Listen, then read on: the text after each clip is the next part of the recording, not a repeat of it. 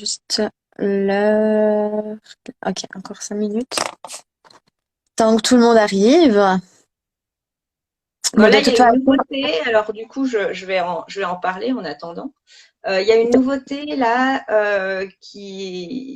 pour la rentrée, c'est que il y a une nutritionniste qui va venir donner des cours d'alimentation pour l'enfant et Très bien. enfin, qui s'adressera aux parents. Donc, en fait, c'est des cours de cuisine où on prépare à manger avec elle. Elle nous donne des recettes qui sont équilibrées, qui sont surtout très faciles à faire. Très bien. Ouais. Et le premier cours, il va avoir lieu début septembre et il va concerner toutes les sauces qu'on peut faire avec les pâtes. Parce que souvent, pour varier un peu des pâtes à la sauce tomate. Je Donc, suis en plein dans ce cas-là.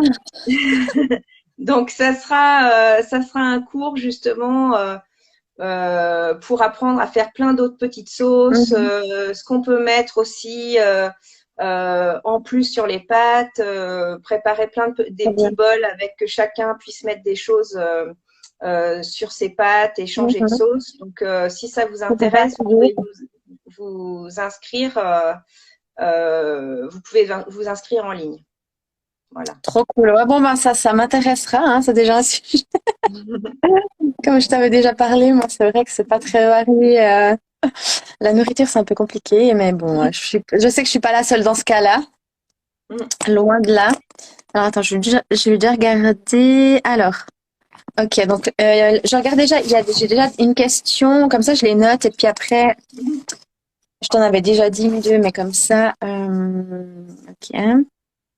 Donc, on n'a pas encore commencé le live, hein. Il commence à 21h. Il reste 3 minutes et je vais enregistrer le live. Donc, normalement, ça devrait aller.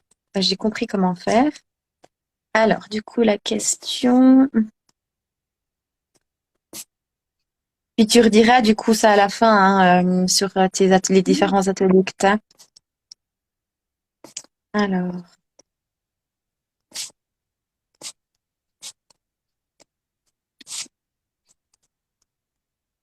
ok.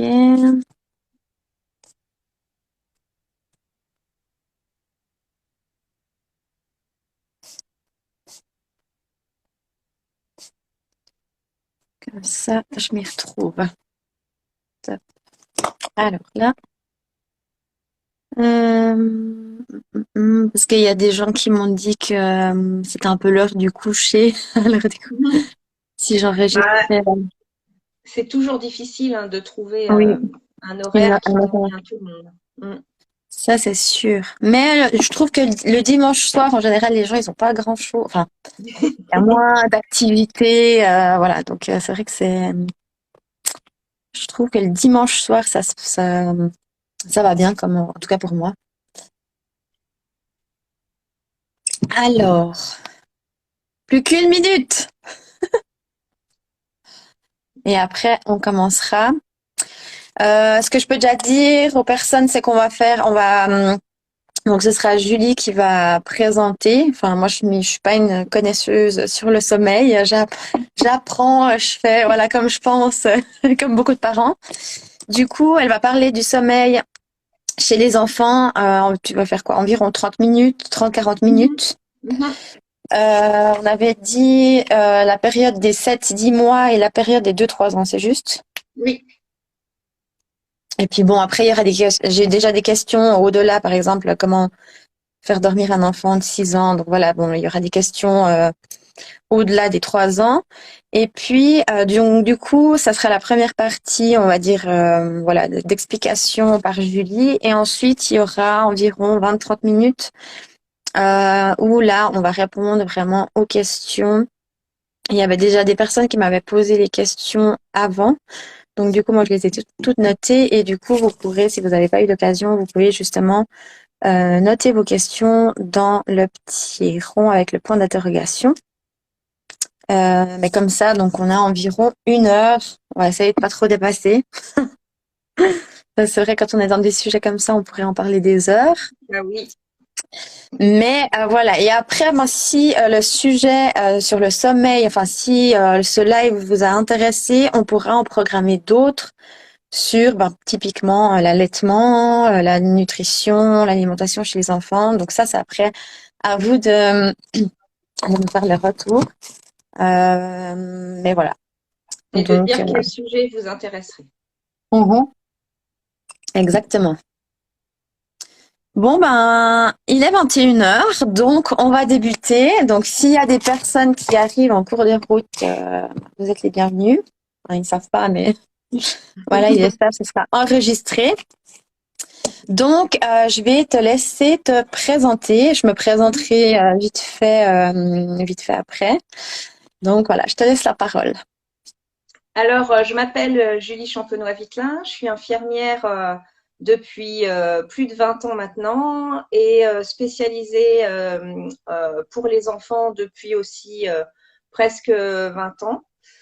Je suis consultante en lactation IBCLC depuis une dizaine d'années et puis consultante en sommeil 1001 dodo.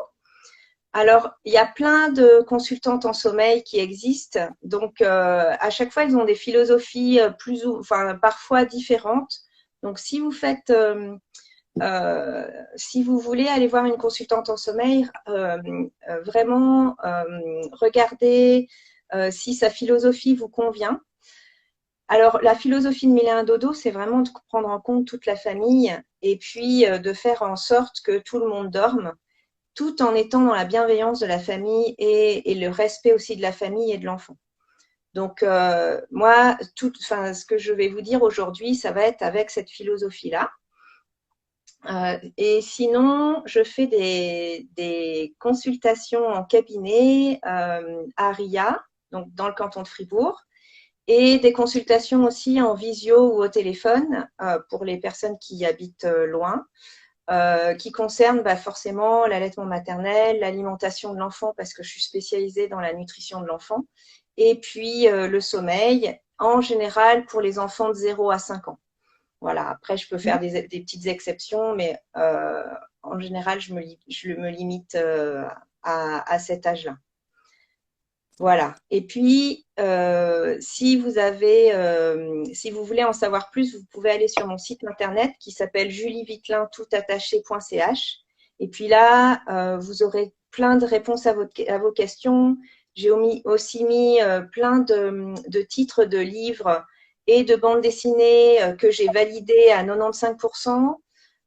Des podcasts aussi, à chaque fois, c'est sur l'allaitement, le sommeil, la parentalité. Donc, n'hésitez pas à y aller parce que, et même sans me consulter, mais au moins, ça vous donnera aussi des indications. Ça peut vous faire du bien de lire ces livres, d'écouter les podcasts pour aussi vous situer et vous faire une opinion sur ce que vous avez envie de faire et comment vous voyez les choses aussi en tant que parent. Voilà. Donc, et tous les podcasts, tous les livres, je les ai lus ou je les ai écoutés et je les ai tous validés à plus de 95%. Donc, vraiment, vous pouvez croire tout ce qu'il y a noté. Voilà. Oui, ben, je J'ai pense fini que c'est ma présentation. important que tu as dit justement, comme tu peux faire aussi des consultations par Zoom. Donc ça, Mhm. c'est aussi bien pour justement les personnes qui viennent ben, d'ailleurs, quoi. Des fois, c'est pas Mhm. toujours évident de se rendre sur place. Des fois, il y a des personnes qui n'ont pas forcément de moyens de transport. Donc voilà, vous pouvez Mhm. directement faire une visioconférence avec Julie. Donc, bon, voilà, merci pour ta présentation. Donc moi, c'est Mirella, je suis maman d'un petit garçon, Eden, qui va bientôt avoir 3 ans. Et puis, bon voilà, je suis assez active sur les réseaux sociaux. Et puis c'est vrai que moi, j'ai eu un accouchement très très compliqué, suivi d'une dépression postpartum qui a duré 1 année et demie. Et c'est vrai que j'ai remarqué qu'il y avait beaucoup de sujets tabous face à, ben voilà, l'enfant, l'allaitement. Les dépressions. Et au final, on a un petit peu largué par nous-mêmes dans la jungle qu'est la maternité. Et je trouvais important justement d'en parler en fait sur les réseaux. Voilà, c'est le meilleur moyen aujourd'hui qu'on a pour se transmettre les choses.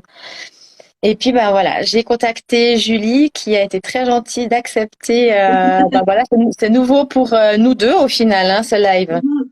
Mais c'est vrai que j'ai eu pas mal de personnes qui m'ont dit qui étaient intéressées justement par ce sujet, qui m'ont dit qu'ils allaient être présents. Donc du coup, ben voilà, quelle est la meilleure manière de faire avec une professionnelle plutôt que moi-même d'en parler sur mes expériences. Donc là, on a la chance d'avoir une professionnelle du sommeil et d'autres choses. Mais aujourd'hui, on va se focaliser sur ça parce que c'est déjà un sujet Mhm. voilà, qu'on pourrait en parler des heures. Mhm. Donc, bah, je te laisse. Alors, je rappelle juste, du coup, ça sera enregistré s'il y a des personnes qui peuvent pas être présentes jusqu'à la fin. Et puis, au début, Julie, enfin, pendant 30 minutes, il y aura une discussion, Julie va expliquer les périodes 7, 10 mois et 2, 3 ans. Et puis, environ 30 minutes. Et ensuite, on passera aux questions. Donc, du coup, moi, j'ai déjà des questions qu'on m'avait déjà posées, mais vous pouvez toujours les poser là, où il y a le petit point d'interrogation. Point d'interrogation. C'est important de les mettre là, vos questions, parce que si vous les mettez directement dans ajouter un commentaire, vu qu'on est en train de parler, on va pas forcément les voir. Bon, moi, je regarde quand même, mais si jamais vous vous trompez, c'est pas dramatique. Mais comme ça, si vous mettez dans la petite bulle avec l'interrogation, on a les questions qui sont enregistrées. Donc voilà, c'est parti. Je te laisse avec tout le monde. Bah, alors déjà, c'est sûr que je vais pas pouvoir aller vraiment dans les détails parce que le sommeil de l'enfant, enfin le sommeil en général, hein, même pour les adultes, mais le sommeil de l'enfant, c'est vraiment un gros sujet. Et en plus, bah, la particularité des enfants, c'est que en fonction de leur stade de développement, de leur âge, de leur développement aussi émotionnel, forcément, il va avoir, bah, il y a des choses qui fonctionnera pour votre enfant parce qu'il aura pile l'âge dont je parle, et puis bah, parfois bah, il sera trop petit ou alors justement ça sera d'autres problèmes qui seront en rapport avec son âge. Donc, je me suis dit que déjà, j'allais vous parler de ce qui a influencé le sommeil en premier parce que ça, bah, c'est commun aux nourrissons, aux enfants et même aux adultes. Mais comme je vous disais, la particularité des enfants, c'est qu'ils sont en plein développement, qu'il se passe plein de choses et en fonction aussi de s'ils parlent pas, de ce qu'ils peuvent dire ou pas, bah, quelquefois, c'est presque une enquête de police pour essayer de comprendre un petit peu ce qui se passe dans leur tête. Parce que eux, quelquefois, ils n'arrivent même pas à nous montrer vraiment ce qui se passe. Ils n'en sont pas forcément conscients.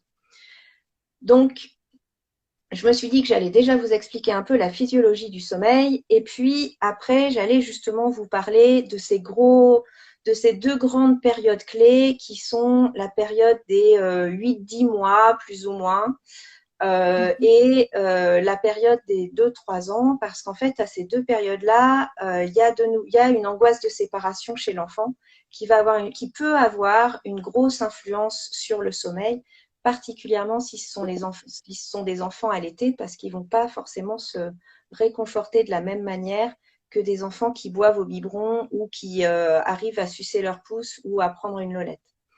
Donc voilà un petit peu comment je voyais les choses. Et puis bah, je pensais que ça durerait plus ou moins une demi-heure. Et après, j'essaierai de répondre à vos questions sans aller vraiment dans les détails parce que je ne peux pas faire des Consultation.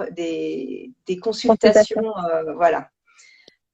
Mais si vous sentez qu'il faut aller un petit peu plus loin, bah, je vous reçois volontiers, soit en visio, soit dans mon cabinet. Et vous pouvez prendre rendez-vous en ligne, directement sur mon site internet. Voilà. Alors, la première chose dans lequel il faut vraiment être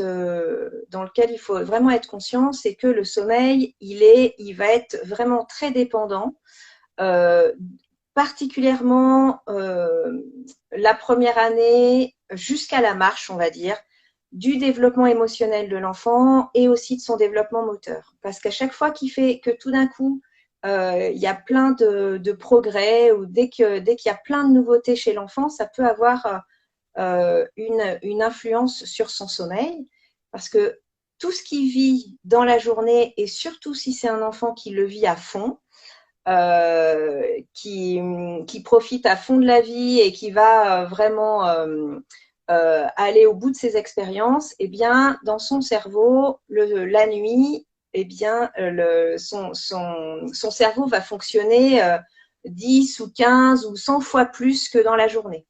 Donc ça, déjà, ça peut vous donner un petit peu une idée. Et c'est aussi pour ça qu'il y a des enfants qui ont vraiment le sommeil très agité, voire quelquefois, on les voit en train de faire du quatre pattes dans leur lit quand ils commencent à vouloir apprendre à marcher à quatre pattes, alors qu'en fait, ils dorment.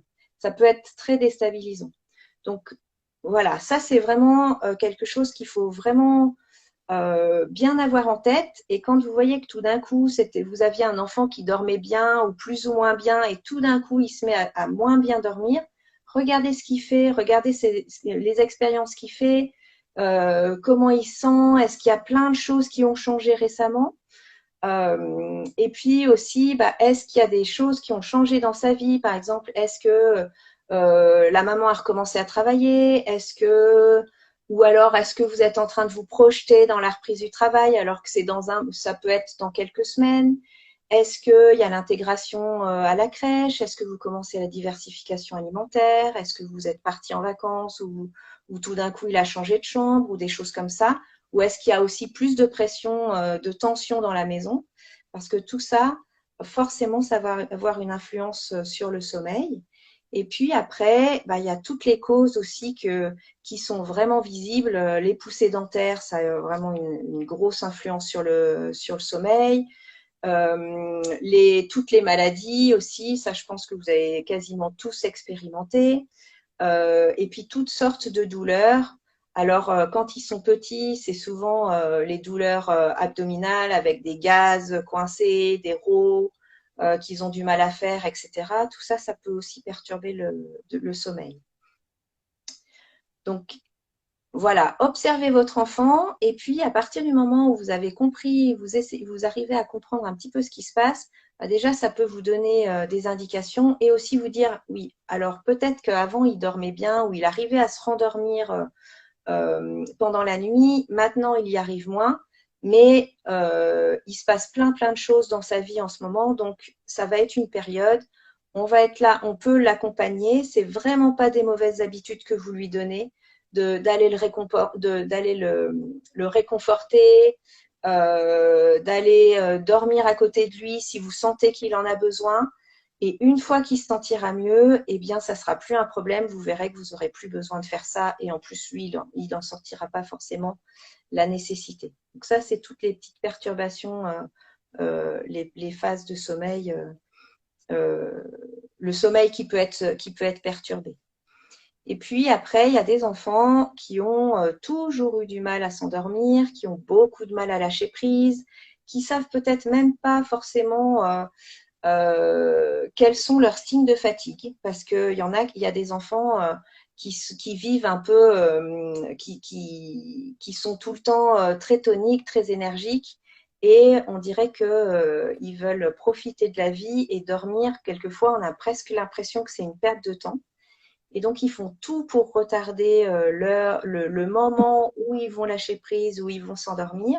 Alors là, en tant que parent, ça peut être vraiment très compliqué parce que comme votre enfant, il ne sait pas forcément quels sont ses signes de fatigue et quand est-ce qu'il aurait besoin de dormir, eh bien, c'est à vous d'essayer de trouver à peu près l'heure, enfin le moment où il pourrait éventuellement s'endormir plus facilement et de trouver des méthodes aussi pour qu'il lâche prise.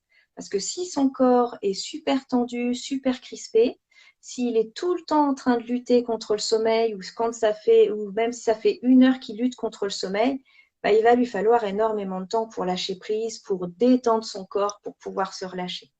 Et là, c'est comme nous, en fait. Hein. Nous, pour nous endormir, il faut qu'on soit dans un lieu où on se sente bien, qui favorise notre détente, qu'on arrive aussi à savoir si on est fatigué ou pas. Et puis, quand on va se coucher, qu'on est fatigué, qu'on est dans un endroit où on se sent en sécurité, et puis qu'on arrive à se détendre suffisamment, eh bien, on arrivera bien à s'endormir. Nous, on sait déjà à la base s'endormir, mais il y a des enfants qui ont déjà énormément de mal à le faire, donc ça va encore plus compliquer les choses.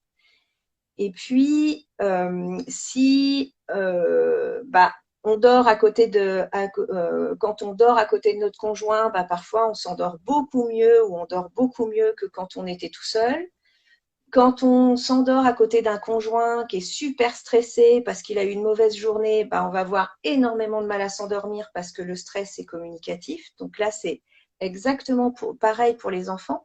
Si vous avez un enfant qui lutte contre le sommeil, qui a déjà du mal à trouver comment se lâcher prise et s'endormir, et que vous dites, et ce qui est tout à fait normal, hein, parce qu'au bout d'un moment, il y a beaucoup, beaucoup de parents qui se disent « Oh là là, mais comment ça va se passer ce soir? J'en ai pour combien de temps à l'endormir?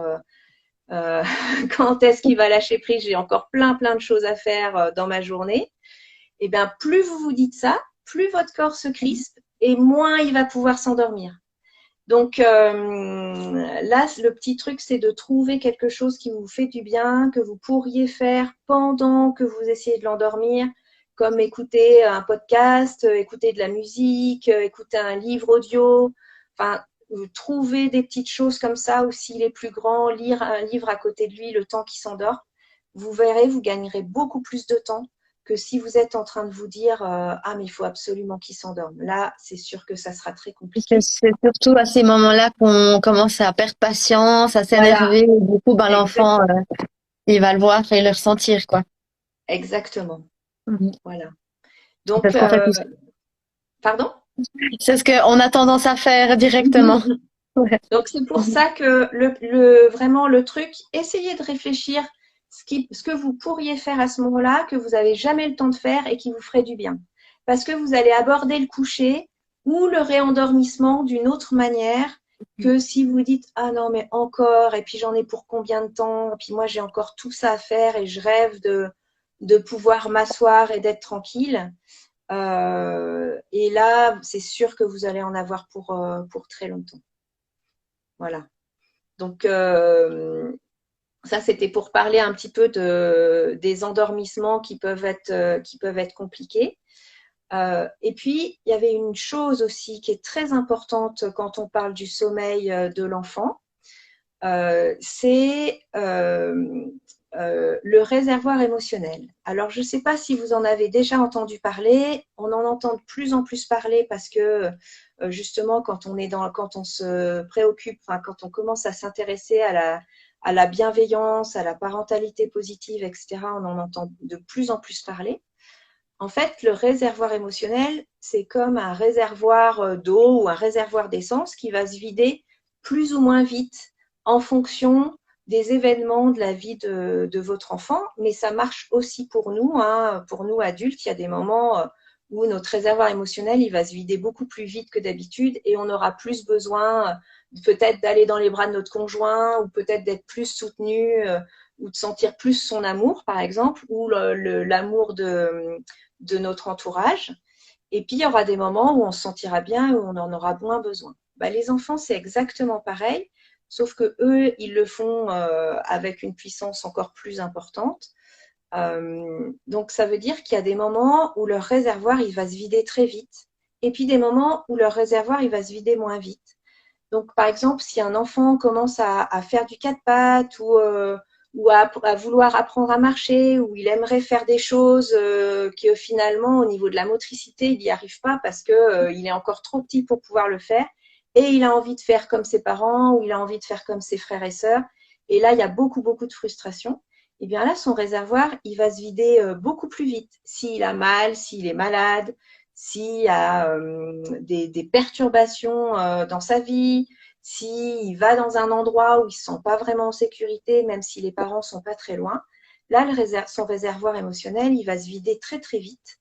Et la manière ce qui fonctionne pour remplir son réservoir, c'est en fait, la présence de ses parents et surtout le contact avec ses parents. Et ça, c'est quelque chose de très important à comprendre quand on parle du sommeil.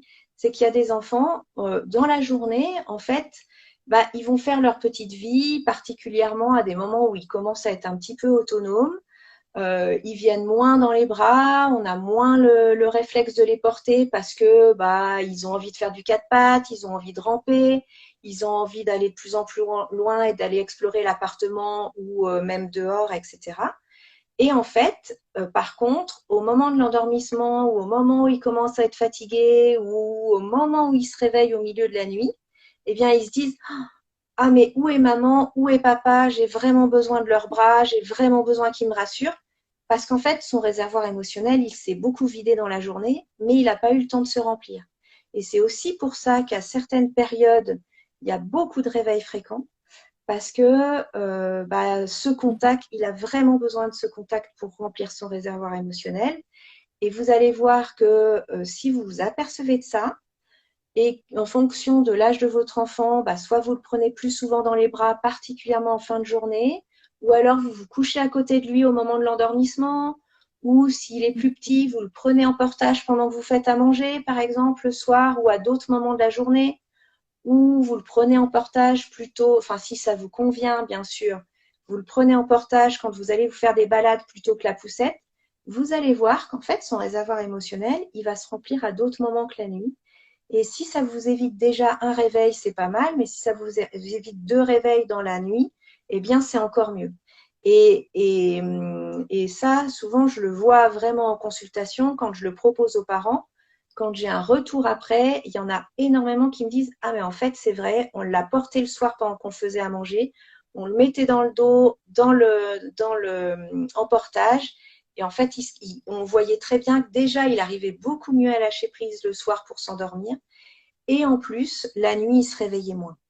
Donc pensez à ça, c'est des petits trucs. Déjà quand vous le savez, bah vous savez que c'est normal, vous savez que ce que vous faites, ça va pas lui donner des mauvaises habitudes. C'est pas un caprice, hein. Les caprices, ça arrive pas avant 4 ans. Le cerveau de l'enfant, il n'est pas du tout capable de faire d'élaborer quelque chose d'aussi compliqué que un caprice, que de manipuler les parents, etc.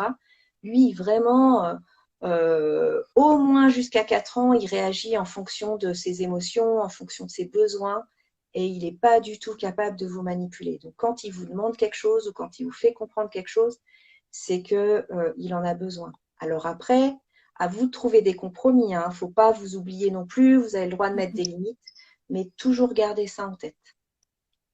Voilà, pour cette première ou deuxième partie. Mhm. Je fais juste un petit rappel du coup pour parce qu'il y a des gens qui sont arrivés. Donc ce live il sera enregistré, donc vous pourrez le revoir après. Je vois qu'il y a des personnes qui sont arrivées maintenant, donc si vous avez loupé le début, vous pourrez le revoir.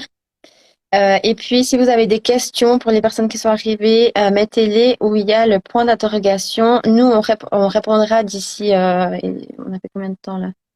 Ouais, d'ici 10-15 minutes. On répondra à des questions qu'on m'avait déjà posées auparavant. J'avais déjà fait un petit questionnaire sur Instagram. Il y a des personnes qui m'ont déjà posé les questions, mais vous pouvez les poser aussi directement là. Donc, je répète, dans le petit rond, enfin la petite bulle où il y a le point d'interrogation, si vous avez des questions que vous n'avez pas entendues ou que Julie n'a pas forcément parlé. Mais voilà, donc je te laisse continuer. Alors, du coup, là aussi, je vous donne plein de petites infos d'ordre un peu général pour aussi que vous arrivez, enfin que ça puisse répondre à vos questions en fonction de l'âge de votre enfant. Et puis après, je reviendrai sur ces deux grandes périodes clés que dont je vous parlais tout à l'heure.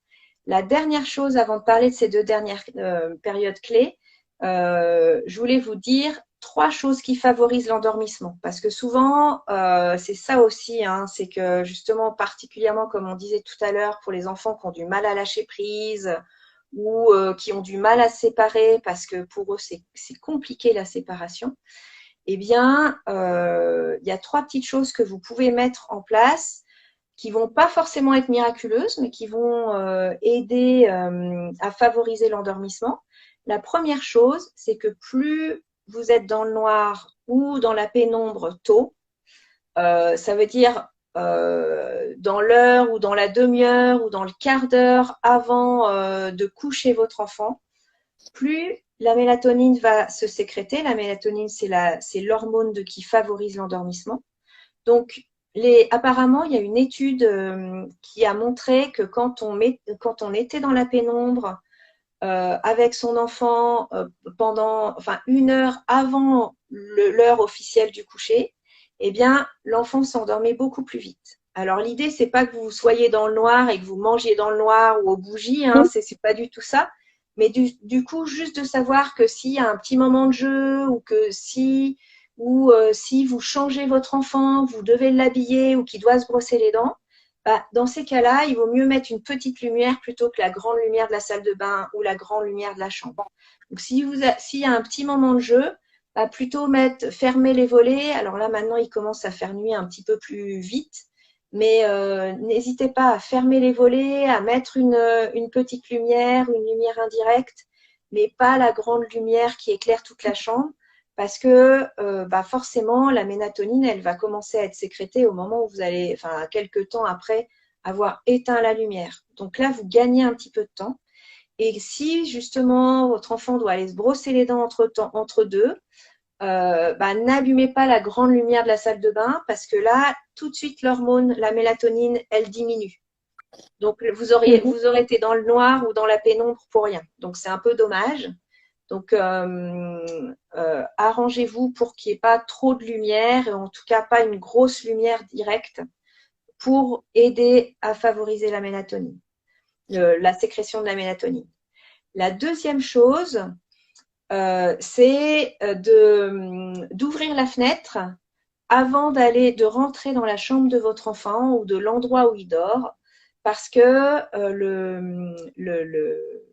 les draps frais ou une ambiance plutôt fraîche. Alors, je sais que ces dernières semaines, c'était absolument impossible. D'ailleurs, on a vu, hein, il y a plein d'enfants qui avaient énormément de mal à s'endormir ou à dormir, et les adultes aussi, bien sûr. Mais quand il va commencer à faire frais, bah, comme aujourd'hui, ouvrez la fenêtre 10 minutes, un quart d'heure avant de rentrer dans la chambre. Quand vous rentrez dans la chambre, vous fermez la fenêtre. Et puis, bah, les draps frais, apparemment, auraient la capacité de favoriser l'endormissement. Et puis, la troisième chose qui est extrêmement importante, c'est d'essayer qu'il n'y ait pas de stress, ni dans la maison, ni chez votre enfant. Plus il peut anticiper, moins il va être stressé. Donc, si un jour c'est papa qui vient pour l'endormissement, pour coucher l'enfant, le lendemain c'est maman, ou alors il n'y a pas un rythme défini, surtout prévenez votre enfant au moment du repas, par exemple, pour lui dire bah, ce soir c'est papa qui vient de coucher, ce soir c'est maman qui vient de coucher. Peut-être que vous pouvez aussi lui dire bah, choisis avant de manger, par exemple, choisis tes 2 livres pour les histoires de tout à l'heure, ou voilà, comme ça, en fait, plus il peut anticiper, moins il va être stressé. Plus il est stressé, plus il sécrète le cortisol, moins il pourra se relâcher pour s'endormir. Donc ça, c'est quelque chose de très important. Et je sais très bien que quand on travaille, quand on revient, enfin, quelquefois, c'est vraiment, on est très speed le soir. Euh, donc, essayez d'avoir peut-être, si vous voyez que vous avez une soirée très, très avec du stress, avec de l'énervement, etc. Peut-être bah, mettez-vous dans la pénombre à un moment, faites un câlin à votre enfant, gardez-le dans vos bras pour vraiment diminuer ce stress. Et puis après, vous pouvez commencer tout ce rituel de l'endormissement parce que sinon, ça ne fonctionnera pas. Voilà. Ou alors, ça sera beaucoup plus long et beaucoup plus compliqué à mettre en place. Voilà. Top. Bon, Donc, ben, bon, c'est trop bien. En tout cas, tout ce que tu expliques, c'est vrai que enfin, nous, on en avait déjà discuté un petit peu avant le live, mais tu l'as répété là maintenant. C'est vrai que quand on devient maman, on nous explique pas tout ce que toi tu expliques, et c'est vrai que moi je trouve qu'on devrait avoir, alors pas un cours sur comment fonctionne l'enfant, mais presque, parce que c'est vrai que j'ai beaucoup discuté avec des mamans et la plupart me disent, bah, c'est vrai qu'on accouche, puis après c'est ben voilà, débrouille-toi avec ton enfant, et puis ben clairement on n'a pas de petit livre Betty Bossy malheureusement. Et c'est faut vrai vous que expliquer ce qui se passe. Ouais, pour décrire tout ce qui se passe. Et c'est vrai que rien que de savoir, on n'a pas besoin de d'étudier, voilà, des semaines sur un livre, etc. Mais rien que de savoir justement que, voilà, il y a des étapes qui sont compliquées pour les enfants par rapport à tout ce qui est émotionnel, comme tu le disais. On a des fois tendance à je pense, pour tout le monde, c'est aussi à cause de la société, parce que voilà, on doit travailler, parce qu'il y a des parents qui doivent faire des trajets, qui rentrent que le soir, qui voient au final les enfants très peu de temps. Et puis, quand on arrive à la maison, c'est vrai que des fois, je pense qu'il y en a beaucoup qui stressent parce que l'enfant, il est un peu déjà crispé ou parce qu'il n'a pas vu ses parents souvent. Et juste déjà le fait de savoir un peu tout ça, un peu comment ça fonctionne, je pense que ça peut aussi nous déstresser et nous dire, voilà, aujourd'hui, c'est vrai qu'il commence à vouloir tout toucher, à vouloir parler, il n'arrive pas encore, il s'énerve, donc il va avoir un petit peu plus de difficultés à s'endormir. Il faudrait que je sois un petit peu plus présente, lui faire plus de câlins, parce que des fois, je pense pas que c'est bâclé ces moments, mais des fois, on n'y pense plus parce que, on court toujours après le temps. Ah oui, on doit encore faire ça, il y a encore les lessives, il y a encore ci, il y a encore ça. Et je trouve que c'est bien que tu t'expliques le fonctionnement au final de l'enfant, que nous-mêmes, maman, ça coule pas de source, quoi. Mhm. Bah, c'est Donc, sûr qu'avec, on est tous pris par sa vie quotidienne et quelquefois, il y a des choses qui sont assez logiques, mais on mhm, n'y pense pas parce qu'on n'a mhm, pas le temps d'y penser. Et puis aussi, ça peut faire du bien aussi aux parents hein, de se dire, bon, bah là, je vois qu'il en a besoin, il est en train de s'éparpiller partout, tout le monde mhm, s'énerve. Bah, on fait une pause de 10 minutes, on se prend dans les bras ou alors je le prends en portage. Et puis vous allez voir que après, ça va tout, ça, normalement, ça devrait quand même un petit peu apaiser la mhm, situation. Faut pas oublier aussi que nous, quand on vit en collectivité, je pense par exemple à ceux qui sont à la crèche ou qui vont faire plein mhm, d'activités avec les personnes qui les gardent, c'est aussi, ça peut être aussi très fatigant pour un enfant. Et puis, faut pas oublier non plus que l'endroit où il se permettra le plus de choses parce qu'il sait qu'il vous fait confiance et puis que c'est l'endroit où il peut être le plus naturel et se relâcher et s'énerver, eh bien, c'est avec ses parents. Et d'ailleurs, on voit les plus grands, par exemple, les grands-parents disent ah mais il a été super gentil toute la journée. mhm. Et puis en fait, les parents arrivent et c'est là qu'ils sautent sur le canapé, qu'ils font les fous. Catastrophe. Et ça s'était jamais passé comme ça dans la journée.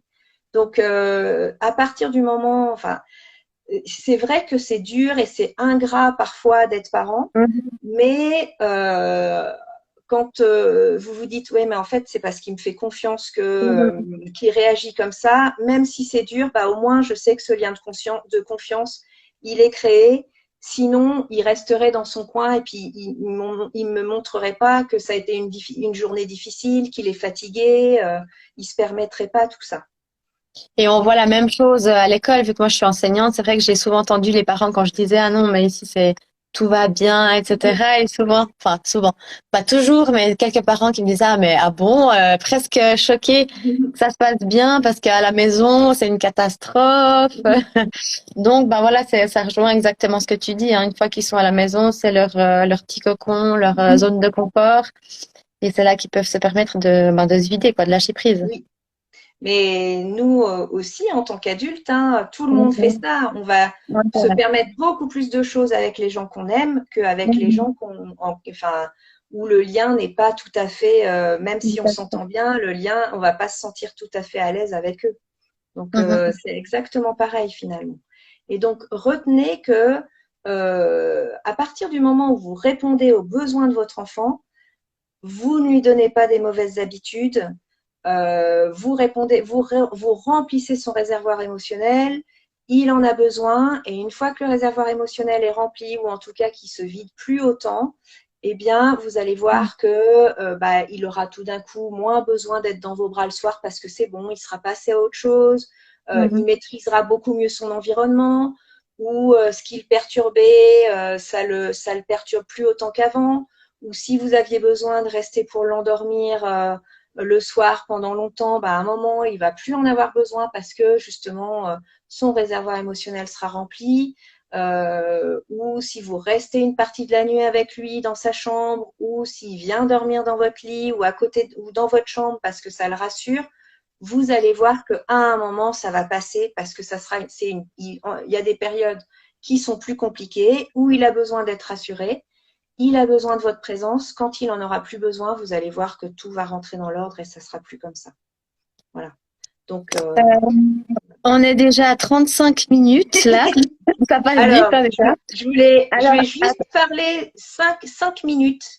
Mais déjà, je vous ai donné plein d'informations. Oui.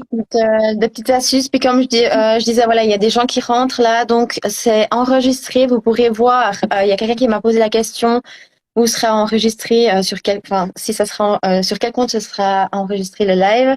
Donc ça sera sur mon compte. Je l'ai aussi préenregistré. S'il y a des personnes qui sont intéressées, je peux vous l'envoyer en privé sur WhatsApp. Ça passe pas sur Instagram, mais je peux aussi vous l'envoyer sur Instagram si jamais, pour les personnes qui n'ont pas pu voir le début. Et je rappelle, vous pouvez mettre vos questions si vous en avez dans la petite bulle où il y a le point d'interrogation. Moi, je suis en train de lire pendant que Julie, elle parle. Comme ça, après, on peut passer directement aux questions et y répondre. Voilà, je te laisse. Alors, juste 5 minutes et puis après, on passe à vos questions. Les deux grandes périodes clés et qui sont vraiment très compliquées à vivre, ou en tout cas, on parle parfois de régression, mais enfin, je ne sais pas si on peut vraiment qualifier de ça de régression, mais c'est la période 8-10 mois. Alors, ça peut être un petit peu avant, ça peut être un petit peu après. En fait, c'est la période où il y a l'angoisse de séparation de l'enfant. Enfin, ça, je pense que vous avez tous entendu parler de cette angoisse de séparation, hein, vers 8-10 mois. Du coup, il va avoir un pic de réveil nocturne, alors que souvent on entend ah mais à partir de 6 mois l'enfant doit se faire ses nuits. Enfin, on entend plein de choses, mais ça c'est parce que on a besoin en tant qu'adulte, on a besoin de maîtriser plein de choses, mais chez l'enfant ça fonctionne pas du tout comme ça. Il y a vraiment un pic de réveil nocturne entre 8 et enfin aux environs de 8-10 mois qui sont essentiellement dus à l'angoisse de séparation. Et en plus, donc il se rend compte qu'il est une personne à part entière, qu'il est en train de se séparer de sa maman. Et en plus, c'est à peu près à la période où il va ramper, où il va faire des roulés-boulés, ou alors il va faire du quatre pattes, et puis du coup, il va s'éloigner de plus en plus de sa maman dans la journée. Et en fait, la nuit, comme il revit tout ce qu'il a vécu dans la journée, il le revit la nuit, particulièrement dans la deuxième partie de nuit. Eh bien, à ce moment-là, quand il fait un micro-réveil, il se dit oh, mais en fait, je suis allée super loin, mais où est maman? Parce que essentiellement, particulièrement quand la maman allait, ça va être particulièrement la maman qui va devoir aller consoler son enfant parce que souvent, le papa, ça fonctionne un peu moins bien. Donc, faut vraiment être conscient que bah, dans la journée, il arrive à s'éloigner au niveau moteur et il commence à avoir vraiment les capacités de s'éloigner de sa maman. Mais sauf qu'il est en pleine angoisse de séparation, donc c'est compliqué pour lui, hein. Il vit un gros dilemme et jusqu'à temps qu'il passe ce dilemme, eh bien, les nuits risquent d'être compliquées avec parfois des réveils toutes les 45 minutes, hein, parce que un cycle de sommeil, c'est environ 45 minutes, 1 heure. Donc, c'est possible qu'à chaque micro-réveil, entre deux cycles de sommeil, il va se réveiller et il va avoir besoin d'être consolé et il va avoir besoin de retrouver les bras de sa maman ou de téter. Donc ça, c'est quelque chose de tout à fait normal. Vous faites rien de faux. Vous avez tout fait probablement comme il fallait. Mais rappelez-vous de ce réservoir émotionnel. Dites-vous que là, effectivement, c'est un moment compliqué pour lui. Son réservoir émotionnel, il se vide beaucoup plus vite. Et en plus, ça correspond à une période où il peut avoir les dents qui poussent, avec des poussées dentaires qui peuvent être vraiment très douloureuses en fonction des enfants et qui peuvent être vraiment très mal vécues.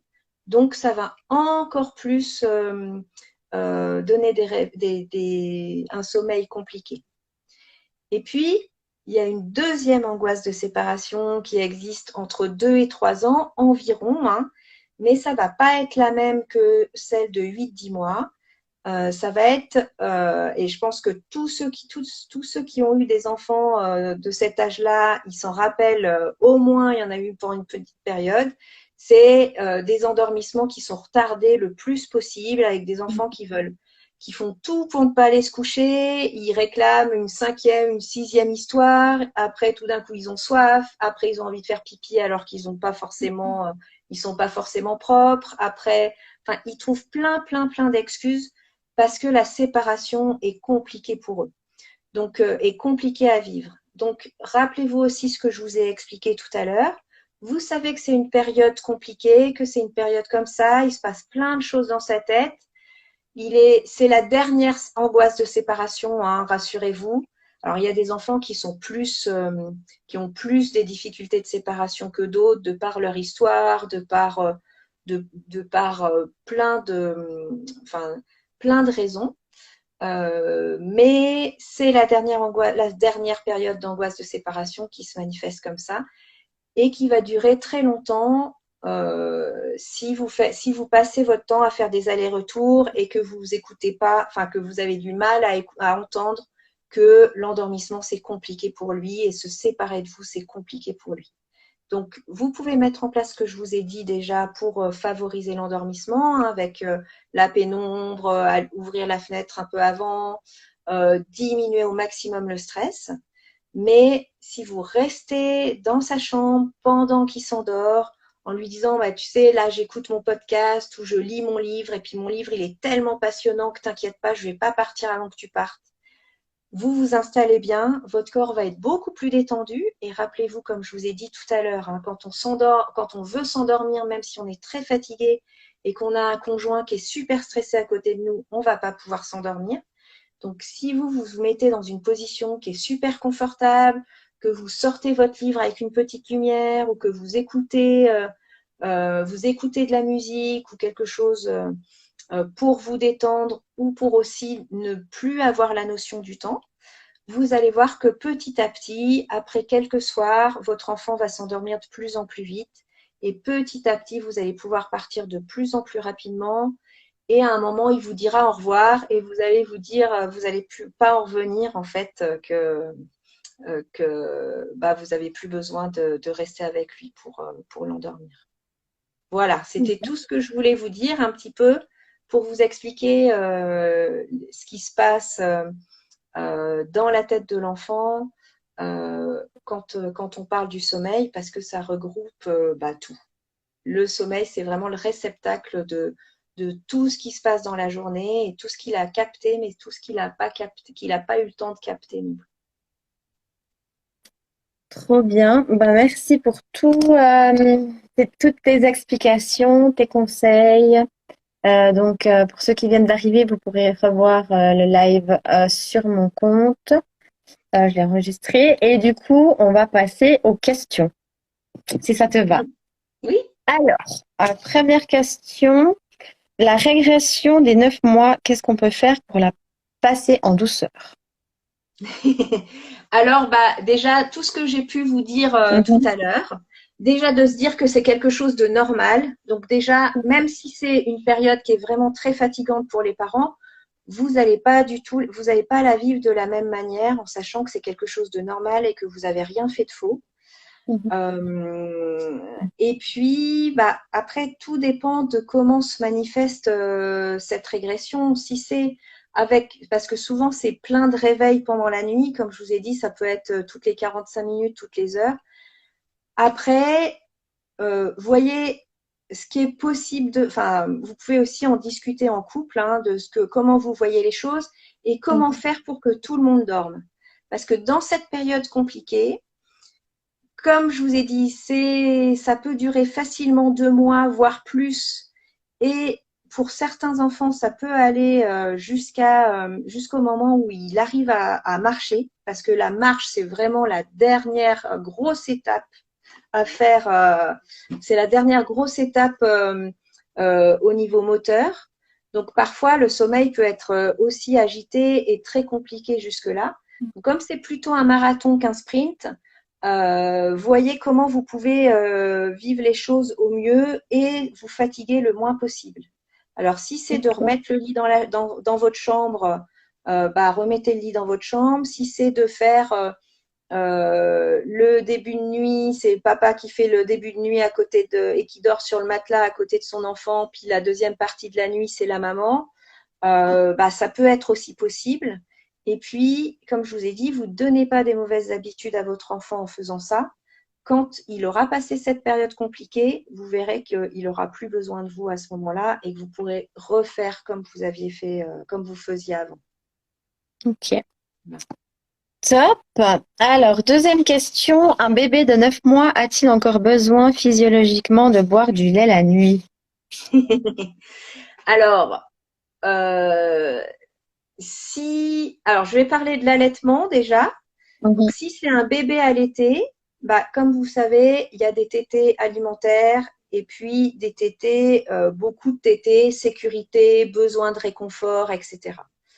À 9 mois, enfin, dans la période 6 mois jusqu'à la marche,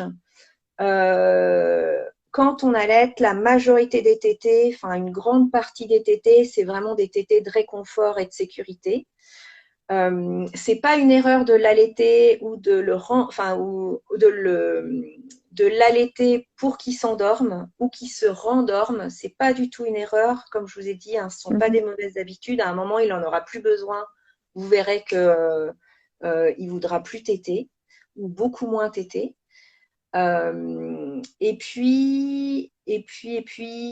Qu'est-ce que j'ai perdu le fil de mon idée. Euh, je sais pas, tu parlais de l'allaitement, du coup, Oui. c'est Donc, plus confort. voilà, donc si ça vous permet de vous rendormir plus vite, parce que la majorité du temps c'est comme ça, et que ça ne vous dérange pas, alors n'hésitez pas à le faire. Par contre, si vous voyez que ça fait trop pour vous, que c'est compliqué, euh, bah, voyez vos limites. Et puis là, dans ces cas-là, il faut trouver un compromis. Est-ce que vous le faites téter quelques minutes juste pour qu'il se détende et puis après, vous essayez de continuer à l'endormir en le berçant, par exemple. Mhm. Euh, voilà, ça peut être ça.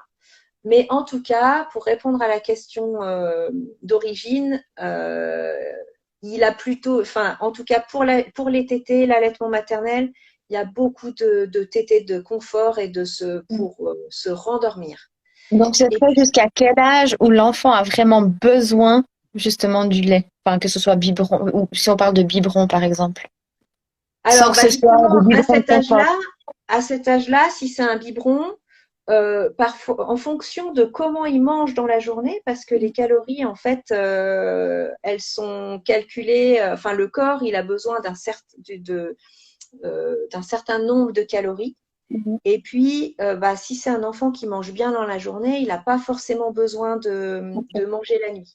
Par contre, il y a des enfants qui ont intégré que quand ils se réveillent et puis qu'ils n'arrivent pas à se rendormir et que ça fait un moment parce que quand vous les entendez, ça fait un moment déjà qu'il commence à se réveiller. Donc, Mhm. si il a besoin d'un biberon à ce moment-là, c'est peut-être parce qu'il a compris que en tétant, ça sécrète plein d'endorphines et puis ça le relâche suffisamment pour pouvoir se rendormir. Donc, si c'est un bébé ou un enfant qui boit au biberon, après, soit vous diminuez vraiment de 5 ou 10 millilitres petit à petit son biberon, parce que souvent, le déclencheur, c'est il y a l'air qui arrive dans la tétine, c'est bon, je peux m'endormir. Ok. Ça fait vraiment penser, enfin, pour beaucoup d'enfants, c'est comme ça, il y a ce déclencheur-là. Et puis, donc, diminuer petit à petit. Ou alors, il y a une autre technique qui dit de diminuer un tout petit peu la quantité de poudre dans le biberon pour que petit à petit, l'enfant il commence à moins sentir le goût du lait quand il boit la nuit. Mais il faut vraiment, pour les deux techniques, il faut vraiment y aller petit à petit parce que si Mhm. vous allez trop vite, après, il va y avoir un gros retour en arrière et puis vous n'y arriverez plus. Donc Voilà. en fait, il n'y a pas vraiment d'âge limite pour, enfin, qu'il boive son lait. Enfin, tant Non, qu'il en a besoin, ben, on ne doit pas s'inquiéter, quoi. Parce que oui. moi, il a bientôt 3 ans et il lui faut ses deux biberons la nuit. Mais Bah moi, après, je sens que ça l'apaise, en fait. mhm. Donc, je me suis jamais trop posé de questions, mais c'est vrai que enfin, je t'avais déjà demandé, hein, si c'était normal, on va dire. Top. Donc, Ok. bah, faut voir aussi en fonction de votre enfant et de sa personnalité, hein, parce Mhm. que bah, justement, les enfants peut-être un peu plus anxieux ou un peu plus angoissés que d'autres, ils auront plus besoin de ça. Il y a des enfants qui auront plus, qui justement ont déjà des difficultés d'endormissement à la base. Donc, quand ils se réveillent au milieu de la nuit, bah, tout de suite, ils ont peur, ils peuvent se dire, mais comment je vais faire pour me rendormir? Et le biberon permet de justement de pouvoir se relâcher pour passer à autre chose, enfin pour pouvoir se Ok. rendormir. Top. Alors, suivante question. Comment faire dormir seul son enfant de 6 ans? Alors là, ça va être compliqué pour moi de répondre parce qu'il y a tellement de paramètres qui peuvent rentrer en jeu. Faut déjà voir la personnalité de votre enfant, si justement si c'est un enfant anxieux ou pas. Est-ce qu'il s'est passé des choses qui font que ça soit plus compliqué pour lui de se séparer de ses parents? Et puis en général, il faut vraiment y aller en douceur. Euh, ouais, c'est un peu compliqué pour moi. J'ai eu un souci, mon téléphone était en surchauffe, donc il a coupé au moment où, voilà. Mais les gens se reconnectent, donc c'est bon. Tu me vois là? Oui, oui. Ah, moi, je te Tu vois pas, mais m'entends? oui, je t'entends, mais je te vois pas. Mais c'est pas grave. Alors juste, je crois qu'il y a tout le monde qui se reconnecte. Voilà, désolé, petit bug de téléphone. Ah, Donc, il y a- on va reprendre. Ah, c'est bon, là, c'est bon. voilà. Là, c'est bon. Du coup, on en était à la question comment faire pour dormir son enfant seul, c'était ça, hein, de 6 ans. Oui. Oui. Mais là, je pense il y a beaucoup de paramètres. Du coup, j'arriverai pas à répondre. Mhm. Ok. Ensuite, comment gérer le sommeil en passant, enfin, quand l'enfant passe en crèche, à savoir que, bon, ça, c'est une personne de France qui m'a posé la question parce qu'il y a des fois des dortoirs collectifs. Mhm. Donc, comment faire pour faire la transition, l'aider à gérer son sommeil?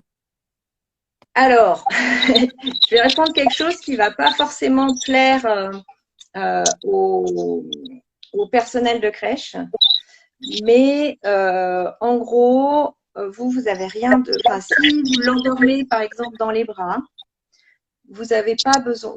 Vous continuez à l'endormir comme ça. C'est la meilleure chose que vous puissiez faire parce que, ça le rassure d'être dans vos bras. Il sait, puis quand quand il est avec vous, bah, il a une certaine façon de s'endormir. Avec son papa, il va s'endormir d'une autre manière. Puis avec ses grands-parents, il va s'endormir encore d'une autre manière. Donc, à la crèche, c'est au personnel de crèche de trouver leur manière pour l'endormir. Et moi, quand je travaillais en crèche, je me mettais à côté de l'enfant qui avait du mal à s'endormir, je lui caressais la tête, voilà. Puis on trouvait des solutions comme ça. Et après, on peut aussi lui donner ses doudous, voilà, les Voilà, futurs à la exactement. maison. Ok. Exactement. Mais ne vous amusez pas à essayer de l'endormir ailleurs que dans vos bras. S'il avait l'habitude de s'endormir dans vos bras, ou s'il avait l'habitude de vous donner la main, ou que vous lui caressiez la tête, continuez la même manière. Parce que justement, en faisant ça, vous continuez à le rassurer. Donc, plus il sera rassuré, plus il arrivera à prendre sur lui ou plus il se sentira détendu quand il ira dans un moyen, enfin, dans un autre mode de garde ou avec quelqu'un et où il devra apprendre à commencer à s'endormir d'une autre manière. Parfait. Parfait. Ensuite, comment sevrer un enfant de 2 ans la nuit? Alors, à 2 ans, c'est pas pareil. Alors, on peut pas faire les choses de la même manière à 6 mois qu'à 1 an ou à 2 ans. Surtout qu'à 2 ans, normalement, il sait marcher. Donc, comme je vous ai dit, la marche, c'est vraiment une énorme étape. Et quand l'enfant sait marcher, enfin pas le jour de la marche, mais quelques semaines après, on peut faire des choses différemment et aussi commencer des compromis et mettre peut-être un peu plus de limites en fonction de comment vous voyez les choses, parce qu'il est plus capable de faire face à ça. Alors qu'avant avant de pouvoir marcher, ça sera beaucoup plus compliqué pour lui parce qu'il a l'éloignement, l'angoisse de séparation, l'apprentissage de la marche, tout ça à gérer. Donc, ça peut être compliqué de le sevrer à ce moment-là. Eh bien, alors après, faut soit vous trouvez un relais. Moi, j'aime bien proposer de faire des petites étapes. Par exemple, de se dire, jusqu'à 1 heure, c'est le papa qui prend le relais, par exemple. Et puis, peut-être pas jusqu'à 1 heure du matin. Puis après, puis après il peut téter comme il faisait avant. Puis après, c'est jusqu'à 3 heures du matin. Sachant que si la tétée s'arrête, il a quand même besoin des bras. Hein. Donc, ça, c'est vraiment important. Il ne faut pas le laisser tout seul. Au contraire, sinon ça sera vraiment trop difficile pour lui. Et puis ce qui est toujours important, c'est de bien lui expliquer et qu'il puisse anticiper aussi. Comme je vous disais tout à l'heure, le stress, c'est vraiment l'ennemi du sommeil et de l'endormissement. Donc plus votre enfant peut anticiper, mieux il gérera. Alors, il peut pleurer, il peut dire qu'il en a marre, qu'il n'est pas d'accord, etc. Mais ça sera plus facile à gérer que plutôt d'être sur le fait accompli. Et souvent, particulièrement à cet âge-là, quand la maman décide qu'elle veut arrêter les tétés de nuit, par exemple, c'est quand elle est un peu dans en train de se dire ah mais qu'est-ce que je fais, j'ai envie d'arrêter mais en même temps je me sens pas capable parce que je suis fatiguée, enfin elle est dans cette ambivalence là. Souvent l'enfant va encore plus téter qu'avant, mais parce qu'il sent qu'il va se passer quelque chose. Donc à partir du moment où vous avez envie d'arrêter d'allaiter la nuit, c'est important d'avoir une bonne discussion avec lui en lui disant que vous l'aimez encore, que la tétée, surtout si c'est pour arrêter les tétées de nuit, que les tétées vont pas être terminées et que ça va se passer comme ça, qu'il va pas être tout seul, que peut-être papa va prendre le relais ou peut-être que vous avez trouvé une autre solution. Et surtout, là il fait chaud donc c'est pas évident, mais c'est peut-être pas le moment de mettre une nuisette parce que là c'est trop compliqué pour l'enfant, c'est beaucoup trop longtemps. Donc, plutôt mettre quelque chose qui ne s'enlève pas facilement parce que les habitudes sont vite reprises et puis sans s'en rendre compte même. Et puis, pour l'enfant, c'est aussi c'est trop compliqué d'avoir de se dire qu'il n'a pas le droit de téter alors qu'en fait, il pourrait le faire. Ok, très bien. Alors, bébé de 6 mois s'endort en portage seulement. Impossible d'instaurer un rituel de retour au calme, musique, câlin, autre. Elle s'allonge sur le lit, elle joue, se tourne dans tous les sens, s'excite. Donc, j'imagine comment faire pour... Alors, déjà, dans la première partie, je vous ai dit plein de petites choses. Donc, peut-être qu'il y a certainement, il y a des choses qui vont, où vous dites, ah ouais, en fait, peut-être que, en l'apportant, pendant la préparation du repas, déjà, ça pourrait la détendre, ou justement, elle pourrait remplir son réservoir émotionnel à ce moment-là. Et puis, dans ces cas-là aussi, posez-vous la question si c'est pas trop tard ou trop tôt, l'heure du coucher. Parce que si c'est une petite fille qui est habituée à lutter contre le sommeil, qui a déjà du mal à s'endormir, elle va vous montrer des signes très tardifs de fatigue. Et puis dans ces cas-là, il ne faut pas se fier à ces signes de fatigue-là. Il faut probablement qu'elle en montre, mais des tout petits et qui ne sont pas évidents, peut-être 5 minutes, 10 minutes, un quart d'heure ou 20 minutes plus tôt, voire une demi-heure plus tôt. Donc, quand elle montre ces signes de fatigue, si vous soupçonnez que ça soit des signes tardifs, demandez-vous comment elle était un petit peu plus tôt.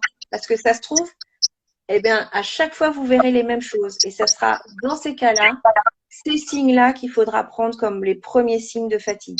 Et ça sera à ce moment-là qu'il faudra aller la coucher, sachant qu'à partir du moment où l'enfant montre des signes de fatigue, c'est pas le moment de lui donner le bain, c'est pas le moment d'aller le mettre en pyjama, etc. Parce que du coup, là, à chaque fois, il y a une période d'excitation et du coup, forcément, il va se mettre à lutter contre le sommeil et ça sera encore plus difficile de l'endormir. Anticipez. Faites plutôt, s'il y avait une période de jeu, après le bain et le pyjama et le brossage des dents, faites d'abord le bain, le pyjama, le brossage des dents, une petite période de jeu et dès qu'il commence à montrer des signes de fatigue, c'est à ce moment-là que vous commencez le rituel d'endormissement. Et le rituel, il ne doit pas durer plus de 10 minutes, un quart d'heure. Hein. Après, c'est beaucoup trop long.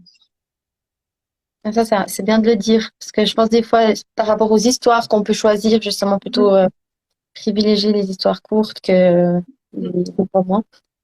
Ou alors, si c'est un enfant qui a besoin de beaucoup d'histoires parce que pour s'endormir, peut-être qu'il peut avoir une histoire sur le canapé déjà, par exemple, et puis après le rituel d'endormissement, il a peut-être une petite histoire ou deux petites histoires, mais qui ne durent pas de plus de 10 minutes, un quart d'heure dans son lit. Ok. Peut-être que ça peut être fait en deux fois. Parfait. Ensuite, ici, j'ai bébé de 16 mois allaité, certaines nuits 4 ou plus de tétées et d'autres fois une tétée. Pourquoi ça va à ce point? Eh bien, il est dans cette période de transition où petit à petit, il est en train d'apprendre à se rendormir tout seul. Mais il y a des nuits où ça fonctionne moins bien que d'autres. Ok. Peut-être en fonction des journées qu'il a passées ou peut-être qu'il y a quelque chose qui le dérange parfois et qui fait que le réendormissement est plus compliqué. Mais ça veut dire qu'il y a de l'espoir et que petit à petit, normalement, il devrait avoir de moins en moins de nuits avec 4 réveils et de plus en plus de nuits avec 3, 2, puis un réveil, voire plus du tout après. C'est en train de changer. Puis ça Et dépend aussi s'il marche ou pas. Parce que s'il est en train s'il vient juste d'apprendre à marcher, bah c'est que là vous êtes sur la bonne voie, ça devrait aller de mieux en mieux. Ok. Puis il me reste là une dernière question avant de vous dire la dernière question pour les gens là qui sont revenus. Je suis désolée pour le petit bug qu'il y a eu. Vous pouvez, si vous avez encore deux, trois questions, vous pouvez les poser dans la bulle où il y a le point d'interrogation. Alors, la question que j'ai, durant la période d'angoisse de séparation de 2-3 ans, est-ce bien, entre guillemets, d'aller dans son sens, donc par exemple, l'emmener le moins possible dans les endroits qui stressent l'enfant? Par exemple, crèche ou grands-parents, ou etc. Bah, en fait, à un moment, vous êtes obligé aussi On peut pas tout de faire en vivre. son temps. Ouais. Donc, mais par contre, vous pouvez faire en sorte que ça se passe mieux. Donc, si vous voyez que que la crèche, que la garde, c'est quelque chose qui est assez angoissant pour lui ou en tout cas désécurisant, bah, favoriser le contact, favoriser des moments, en tout cas avant l'endormissement, avant cette période de sommeil, des moments de qualité où vous posez votre téléphone loin. Si ça sonne, vous ne répondez pas, vous ne regardez pas votre téléphone, vous êtes à 100% avec lui. Et quand vous êtes 10 minutes 100% avec lui, vous allez, enfin, ça le remplit et ça lui fait tellement de bien que après, petit à petit, ça devrait se passer de mieux en mieux. Mais pour certains enfants, ça prend beaucoup plus de temps que pour d'autres. Mhm. Parfait. Et puis, je crois que j'ai toutes les questions. Ah, j'ai une question qui vient d'arriver. Alors, ma fille de 3 ans ne veut pas s'endormir seule dans son lit. Elle veut que son papa ou moi-même allions nous coucher avec elle. Si on ne le fait pas, c'est cris, pleurs, etc. Que faire? Oui. Alors ça, j'ai répondu tout à l'heure. Hein. C'est vraiment cette période d'angoisse de séparation typique des 2-3 ans. Donc, c'est pas du tout une erreur d'aller se coucher avec elle. Au contraire, vous allez voir que ça va durer de moins en moins longtemps au fur et à mesure des jours et des semaines. Il faut environ 15 jours, voire 3 semaines parfois, pour que l'enfant intègre les nouveautés. Ça veut dire que quand vous mettez quelque chose en place, il ne faut pas le changer tous les 3 jours parce que l'enfant, il n'a pas le temps d'intégrer les nouveautés. Par contre, si justement vous vous dites, bon, bah, de toute façon, on n'a pas le choix, on va se coucher à côté d'elle. Et puis on sait que au moins pendant 2 semaines on fait ça, on voit comment ça se passe et on voit si on continue ou pas, ou si à un moment on peut partir un petit peu avant qu'elle s'endorme et puis de plus en plus tôt par exemple. Eh bien attendez toujours 2 semaines avant de commencer à faire des changements. Parce que si vous faites vos changements avant 2 semaines, ça va pas forcément fonctionner. Vous allez vous devriez commencer à avoir des petits changements et des petites évolutions après 10 jours, 2 semaines environ, voire quelquefois un tout petit peu plus. Et du coup, ben là, il peut aussi essayer, comme tu disais avant, les 3 choses qui favorisent Oui, l'endormissement. Donc, être dans la pénombre oui, environ 1 heure avant, enfin déjà pour qu'elle s'habitue, oui, ouvrir la fenêtre. Et puis déjà oui. préparer l'enfant 1, 2 heures avant, ben, bientôt sur l'horloge quand c'est là, il faudra aller au lit ou des petites choses comme ça. Voilà. Et puis aussi lui dire, écoute, on voit en ce moment que pour t'endormir, c'est très compliqué. Donc, du coup, on a compris que c'était difficile pour toi. Alors ça, c'est ma méthode, hein. Après, vous voyez en fonction de ce que vous êtes capable de faire et comment vous voyez les choses, etc. Puis comment est votre fille. Et de dire, bah voilà, on a compris que c'était difficile pour toi. On sait que c'est une période, que c'est une période avant d'arriver à t'endormir. Maintenant, tu n'y arrives plus. Alors, dans ces cas-là, soit papa, soit maman, on viendra se coucher à côté de toi. Mais par contre, nous, on a aussi envie d'avoir un petit moment de calme. Donc, on sera couché à côté de toi. On peut te toucher la main si tu veux, mais on va écouter notre musique, on va lire notre livre. Enfin, pour aussi que vous ayez un moment de détente et que Donc vous là, ne la voyez pas personne, chaque minute. elle Pardon? vient ajouter justement la personne qui m'a posé la question que ça dure déjà depuis 6 mois. Ouais, mais est-ce que vous avez déjà dit, on t'a compris, on sait que c'est une période difficile pour toi et voilà comment ça va se passer maintenant.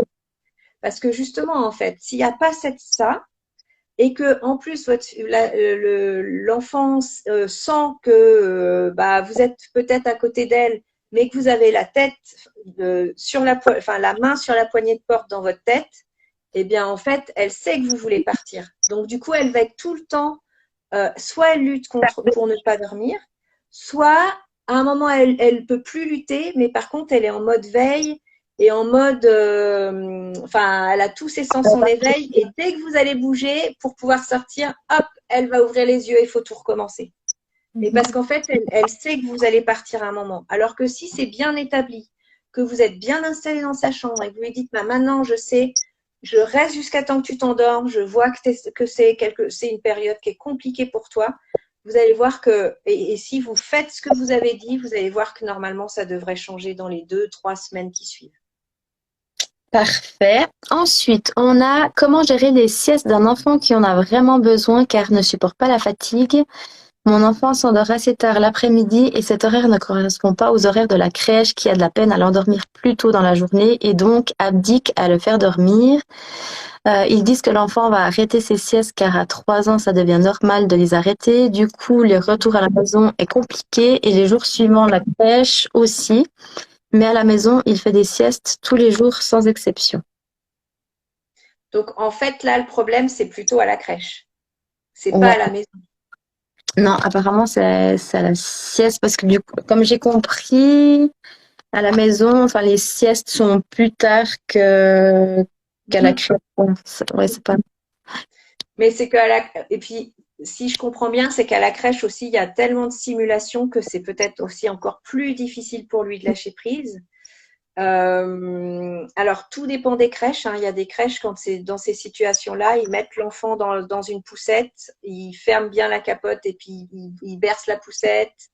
Ou alors ils s'arrangent pour partir faire le tour, enfin un tour en poussette par exemple, où il reste Des Pamir, peut-être. je sais Faut, pas. faut, mais je pense que ça vaut vraiment la peine d'avoir une vraie discussion avec l'éducatrice qui est référente de cet enfant. Mm. Mhm. Eh ben, parce que du coup, comme j'ai compris, apparemment, du coup, ils abandonnent les siestes à la Oui, crèche parce que du coup, ben, ils n'arrivent pas. Mais ouais, je pense qu'en effet, une discussion. ouais, je pense une discussion s'impose. Ouais. Et puis, là, j'ai une dernière question. Est-ce une bonne période pour changer un lit à barreaux à un grand lit, cette période d'angoisse des 2-3 ans? Oui, enfin, il y a pas forcément, au contraire, ça peut aussi améliorer les choses parce que vous pouvez vous coucher aussi plus facilement dans son lit. Il n'y a pas cette barrière entre vous et lui. Ça peut apaiser.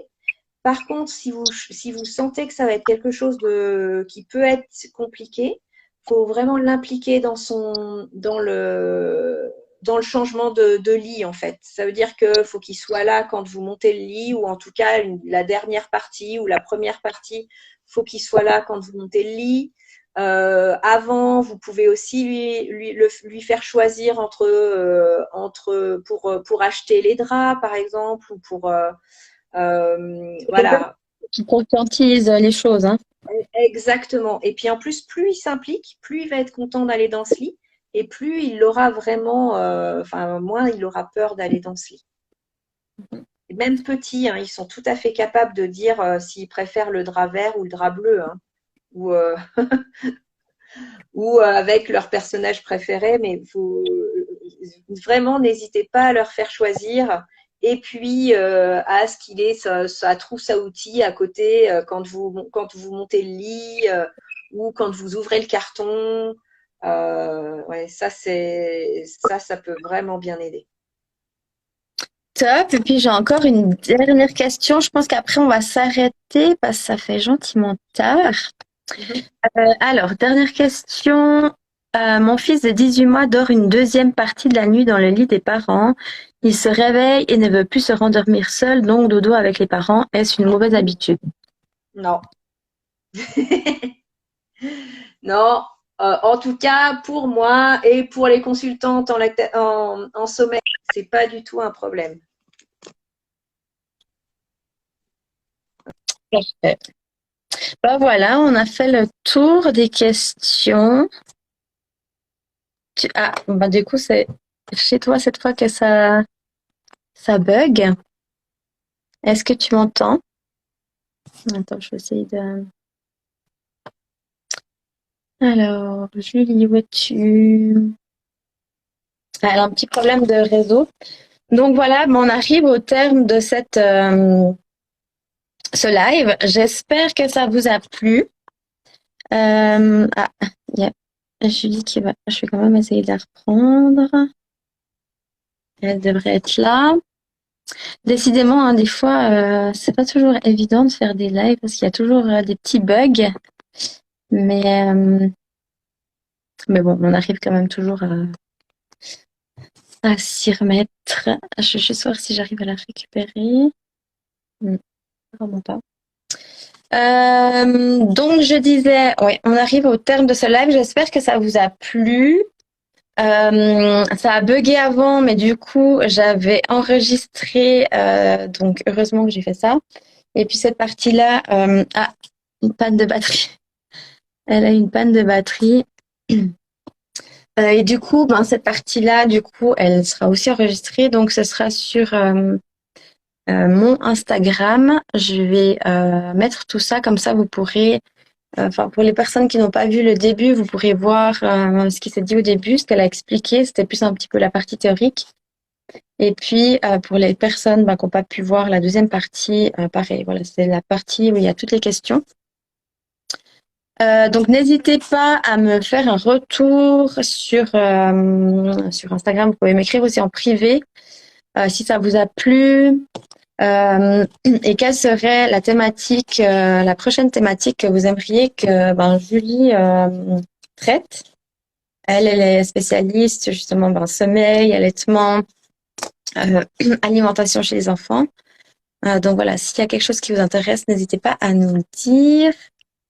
Je vais juste essayer de voir si j'arrive à la récupérer. Julie, est-ce que tu m'entends? Est-ce que tu es là? Si tu arrives à me refaire une demande. Ah, elle conseille de lire la BD Ma vie de bébé. Et moi, elle me fait penser, j'ai pris 2-3 trucs ici. Quand c'était compliqué avec Eden, j'avais reçu ça. Ça fait partie des jeux Djeko et c'est hyper bien. Franchement, c'est tout un petit rituel à instaurer. Attends, je vais voir si j'arrive à te reprendre, Julie. Bon, j'arrive pas. Et du coup, donc, elle a conseillé la BD Ma vie de bébé de Héloïse Junier. Julie, est-ce que tu arrives à me redemander? Sinon, je boucle le live d'ici peu, mais sinon tu peux m'écrire et puis je dis ce que tu me dis. Donc voilà, c'est un petit jeu, un petit rituel à instaurer. Donc voilà, on a des petits personnages. Donc par exemple, je choisis, voilà. Et puis on a des cartes. Donc des cartes à tirer et à chaque fois, il y a des petits gages à faire. Donc ça peut être, tout dépend de la carte, faire un petit bisou sur le genou de votre enfant, lui chanter une petite chanson. Et quand on tire, il y a l'oreiller. Et puis, il y a encore la couverture. Bon, je la trouve pas là, mais je mets ça. Et une fois que on a l'oreiller et la couverture, ben, c'est l'heure de faire dodo. Et ça a beaucoup aidé Eden. Donc, c'est le jeu, je les mettrai si jamais, c'est le jeu Bisous Dodo de Djeko. Il est vraiment bien, il a vraiment aimé. Et à chaque fois, il fallait qu'il ait son petit personnage à côté de son lit. Et j'ai reçu là dernièrement un livre.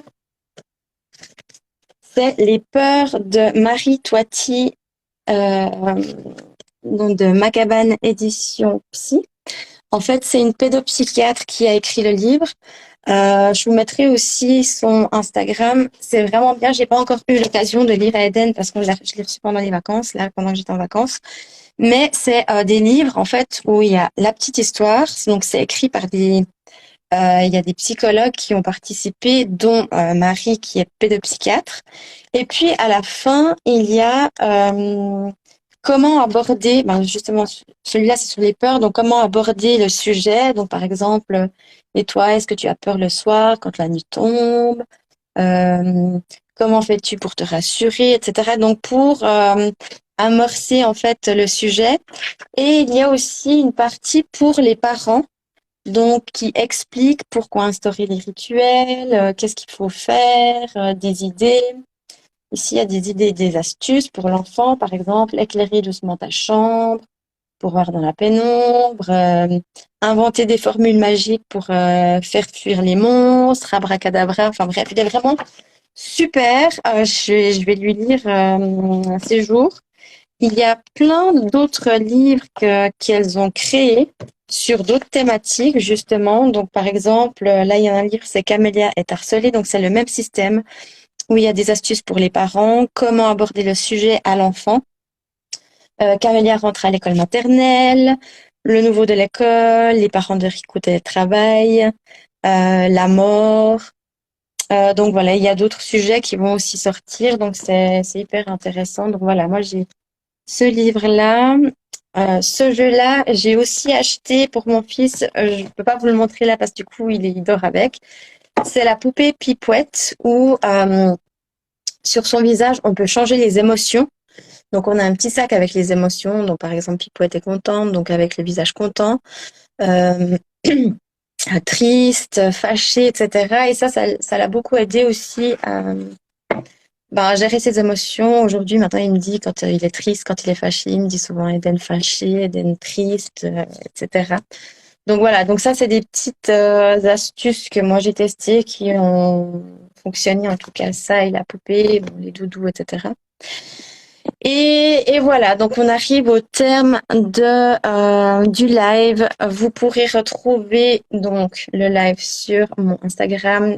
Je répète, n'hésitez pas à me dire s'il y a d'autres sujets que vous aimeriez que Julie traite. Et voilà, donc je vous souhaite à tous une très très belle soirée. N'hésitez pas à me faire un retour en privé, venez m'écrire pour me dire si ça vous a plu, si on vous a répondu à toutes vos questions. Normalement, j'ai pris toutes les questions jusqu'à ce quand ça a coupé. Alors j'espère que j'en ai loupé aucune, mais normalement ça devrait être bon. Si jamais j'en ai loupé une, vous m'écrivez et je vous répondrai. Je demanderai à Julie de répondre. Et, et voilà. Très très belle soirée à tous et à bientôt. Ciao, ciao et merci pour tous, hein, à tous d'avoir été présents. Vous avez été pas mal à nous suivre, donc merci. Ciao, ciao, bonne soirée.